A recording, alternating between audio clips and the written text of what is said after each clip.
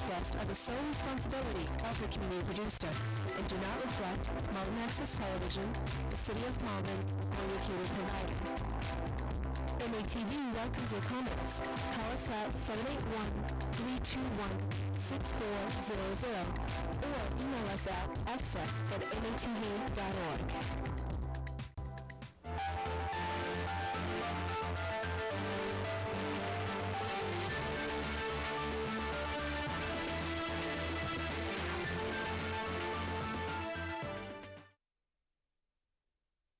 Hello everybody, and welcome back to another version of Malden Rotary in the Community on MATV. I'm your host, past President Mark Golub, and we're happy to welcome all of you to today's program. For the past few years, Rotary throughout District 7930 has offered a program entitled The Polar Plunge, where people of stout heart and mind go up to the North Shore and go into the icy Atlantic and raise money for many important projects of our Rotary community. Our guest today is Mr. Bill Hayner, past president of the Arlington Rotary Club, who is well acquainted with the Polar Plunge. I want to welcome you to our show. Thank you. And have a few questions that I hope will spark the interest of our viewing audience. Wonderful. First of all, Bill, tell us a little bit about yourself, your family, and your occupation. Well, I'm 73 years old. My wife and I live in Arlington. We have two wonderful children who have given us 4 wonderful grandchildren. One family, our daughter's family lives up in Maynard, and our son's family lives in Leominster. I was a elementary school teacher for 28 years in the Groton-Dunstable Regional School District. I taught 3rd and 4th grade and special education. I'm now retired. We moved back to Arlington, where my wife and I grew up, and getting involved in the community in different aspects of it. Rotary is one part of it. Okay. And I forgot what you said about your occupation. I was a school teacher, elementary school teacher in the public school system. I'm currently now on the Arlington School Board as well. Oh. So as some of my former friends said, I've joined the dark side. So I'm involved in education. I work with 3rd graders. We do mock town meetings in Arlington and stuff, and civics. I'm fortunate. I got paid to think like a child for 28 years. It was wonderful. That's not so bad. No, it was wonderful. Okay. You've been involved in Rotary for many years in Arlington and maybe other places. What got you interested in Rotary? Rotary is a very giving organization. They share. I don't know how to express it fully. It's a group of good people who enjoy being together, who enjoy life, and at the same time enjoy giving. And they do it because they want to, not because they have to. And it's just a wonderful group of people. I look forward to it. We have a breakfast club in Arlington, which means we are all up there, get there at 7 o'clock in the morning. And it's a little tough sometimes with the weather and stuff, but we all show up and we have fun. The young people and old people like us, and we, in a very friendly way, abuse each other at the same time, give so much. And it's a wonderful organization. I'm glad you feel that way, as do I. Would you explain the concept of service above self to our viewing audience, please? Well, it's that, I guess for myself, it's a wonderful feeling that I get when I see any effort that I put forward in the faces of those that I'm giving to. Sometimes children, sometimes you don't see it directly. The Polar Plunge is a fun thing, a crazy thing, but at the same time, that money goes towards helping eradicate polio. And I'm happy to say we don't have it in this country, or what little bit that is showing up is is not the devastating disease it was when I was a child. I shared with you earlier that I had a former classmate that had polio, and I can remember the brace on his leg, and to this day, he's 73 years old like I am. He still wears that brace as a result of that. Knowing that what we do will help to get rid of that horrendous disease, and so children do not have it, is a wonderful feeling. And it's giving scholarships. When we have the students come in and see us, come back and be grateful to it. It's just, I would invite people to join, go to a Rotary Club and see what's going on. Because once you go, you get hooked. I think the three countries are Pakistan, Afghanistan, and Nigeria. Right. At one point, Nigeria had been polio-free for a while. Part of the problem is in Afghanistan and Pakistan, because of the war situation that's going on over there, people are, one way or other, told that it's not a good thing to take. And it's gone, they've done a lot of work in Pakistan and got it down to a manageable number. And there's hope that in the next 5-10 years, it'll be dealt with. If peace can come to Afghanistan, hopefully that'll be gone too. Okay. We'll talk now about the polar plunge, in which you are obviously deeply involved. What is its purpose, and how did you get involved in it personally? Let's begin with how I got involved. I joined Rotary in Arlington, and they mentioned the annual polar plunge, and anybody interested. And being a new member, I decided not to talk too much, and I just sat back. And all of a sudden, nobody raised their hand, so I raised my hand. I had done it in my 20s without thinking, and they were grateful. I was the first one to do it. Afterwards, we've now got 5 members that do it. Why do you do it, or what goes on? It's a bunch of crazy people having fun. The polar plunge this year is February 9th. It's up at Bar Harbor in Gloucester, Good Harbor, excuse me, and between 100 and 200 people will gather, young and old, excited, and we'll run into the water and raise money. Our club raises close to between $1,500 and $2,000 a year, which are matched by the Bill and Melinda Gates Foundation, 2 to 1. So for every dollar we raise, $3 gets put towards polio eradication. It's a fun day. My grandkids will come. They're not quite as crazy as their grandfather. They go in and they do a finger plunge. They run down to the water and stick their finger in the water. But all right. Well, it's all right to be a crazy grandfather. I'm also part of that club. We talked before about the service above self. So in your mind, at least, Bill, how does the polar plunge event reflect that motto? It goes to that part of members in the club where we get together in a comrade group, having fun and realizing that the efforts that we're putting forward have a wonderful beneficial effect, and we feed on that. It's almost like an intoxicating feeling where we're having fun, we're doing something for somebody else, and we're going to see the results of it. Yes, well, I know it's a very popular event for crazy grandparents like us and other people to go in that minus 40-degree cold Atlantic water, but it's also an exhilarating feeling to be part of something that will help to eradicate polio in those 3 remaining countries and any other place where it might sprout up here and there. I got an email from a leader of that organization, Amy, you know her, who said that they've raised over $40,000 now as of this date, January 28th.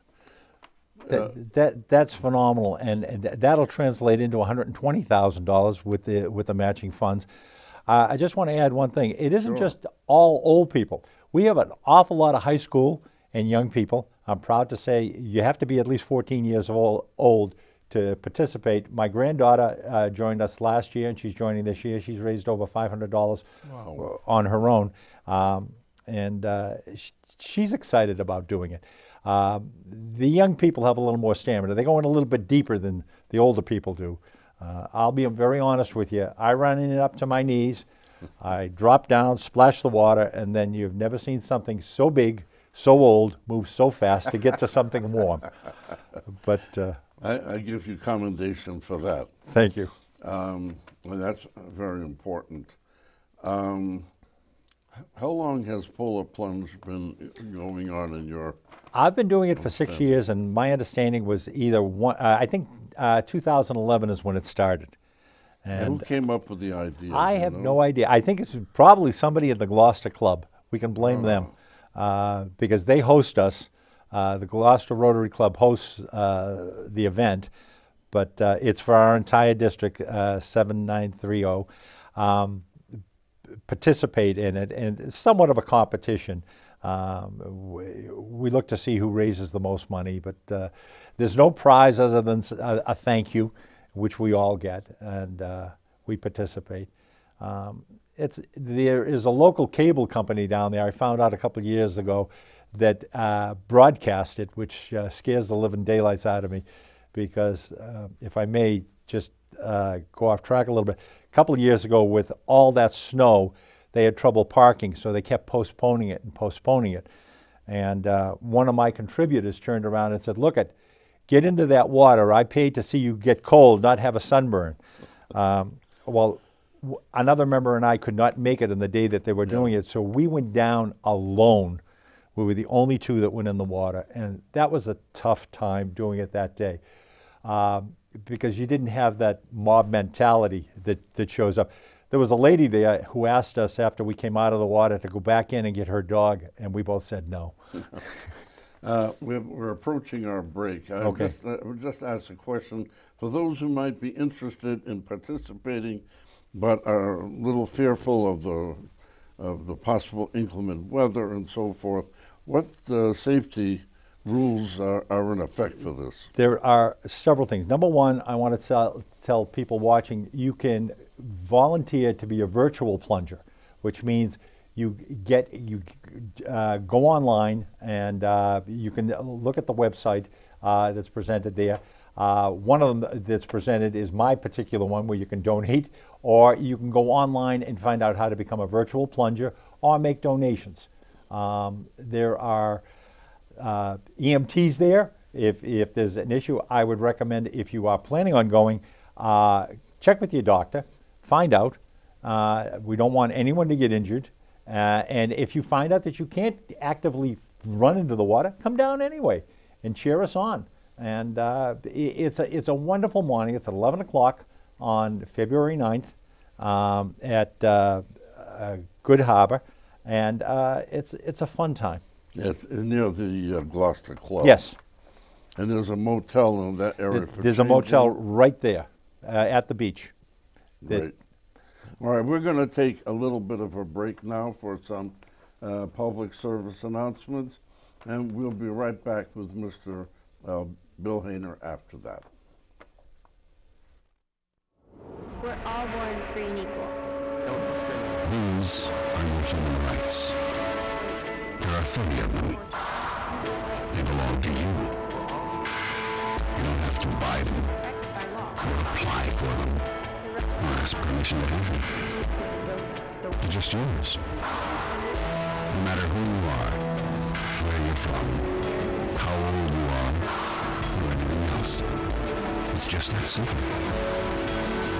Now some people may try to ignore your rights, or violate them, or pretend they don't exist. But they can't change the fact that they are yours. Human right number 30. No one can take away your human rights. What are human rights? Find out at youthforhumanrights.org.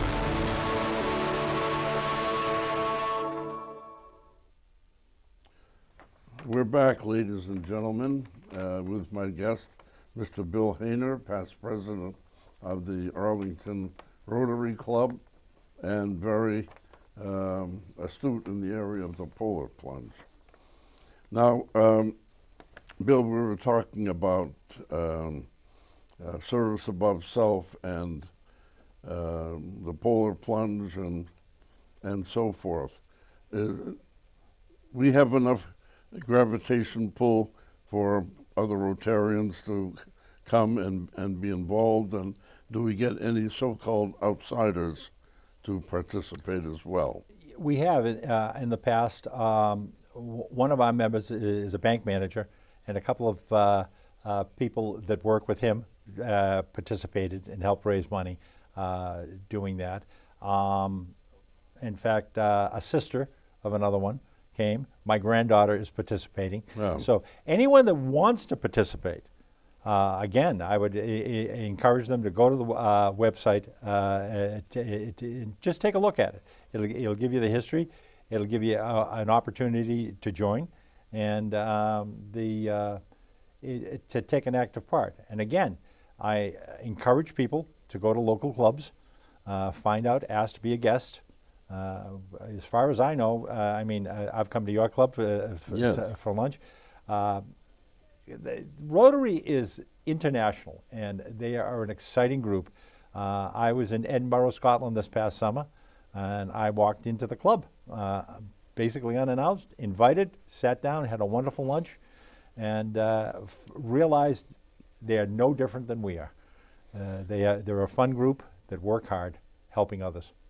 I should add that my wife and I go to Mexico. There's an English-speaking and a Spanish-speaking Rotary Club in the Cancun area, and we've been there. And again, they accept you as a brother or sister, as we're all part of the same system. We're all part of the Rotary family. Right. That's very good. So if you were called upon to be a spokesperson for the plunge, and probably you have been, what would you tell a potential club or individual or people here in the Malden, Everett area where our program reaches about this event? The event is shocking, literally and figuratively.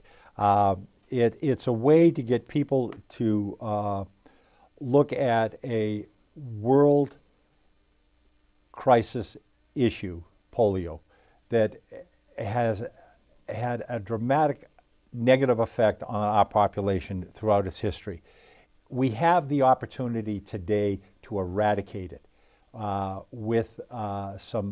raising this money, getting the vaccinations to these children and these populations, and within 10 years it can be gone and never affect the world again. That's the crisis behind, the crux behind doing this, but at the same time, having fun. I mean, the idea of raising millions of dollars, having fun, and being with other people who feel the same way is a wonderful, wonderful experience. Now, if you don't want to run into the ocean and raise money, become a virtual plunger and do it that way for us around here. I remember my best friend back in 1952 when we were both 14 contracting polio. And he was in an iron lung for almost the rest of his high school experience. He got better, he got well, and he retired as a reporter for one of the Washington, D.C. newspapers. But that disease was rampant in the 50s, Yep. 40s, 60s, 70s. It was a very feared ailment. I can remember there were a lot of public swimming pools, and all of a sudden you'd hear that the swimming pools were being closed in the town because somebody had contracted polio, and they were worried about it being spread. And I mean, I'm not a doctor. I don't know exactly how it is communicable at certain stages. And that's why the eradication is very, very important, to get this done and caught early and prevent it ahead of time. It's a normal procedure today when a baby is born, and part of the inoculations as the child is growing up. The polio vaccine is provided and prevented, and my children and my grandchildren will never have it, and I hope to live to see the end of polio. Well, you're still a young 73, so I think you will. Please God. I remember back when I was a young teenager. It could be a mortal disease. Yep. Killed a lot of people, especially those with lung disorders. That's where the iron lung became so important back at that time. But the disease, if it didn't kill you, would make you non-ambulatory and dependent on crutches or wheelchairs to get you through the day. Exactly.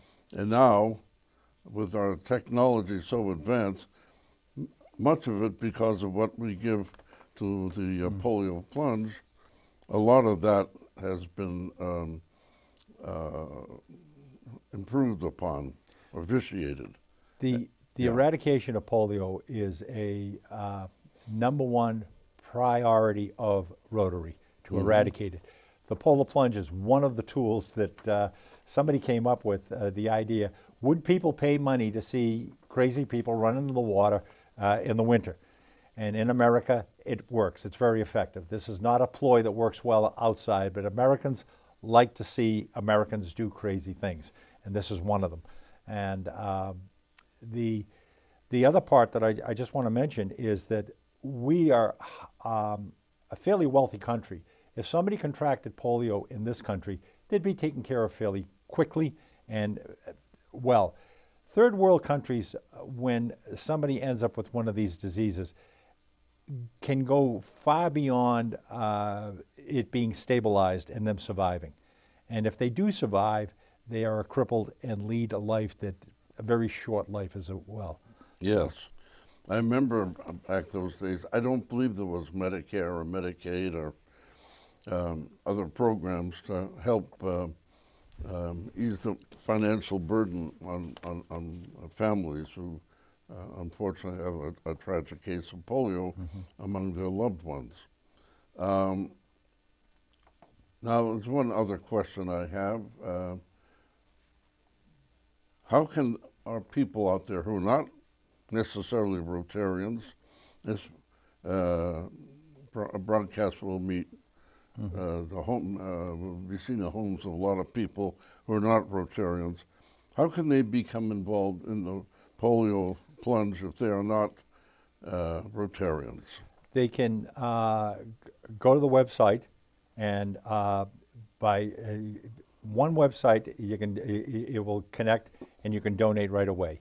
The other website, it gives you options to either become directly involved as a plunger, or in the water, or virtual plunger, or make donations, or it also provides other communication of getting involved in the polio eradication.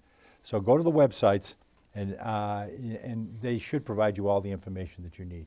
Now, they could become involved on the Bill Hayner team.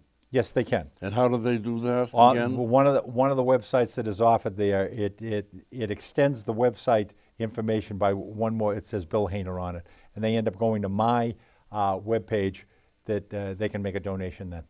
And they could probably, people who live, say, in Everett or Melrose or here can also put down their own clubs. Absolutely. If they go to the other webpage that's there, it will say, I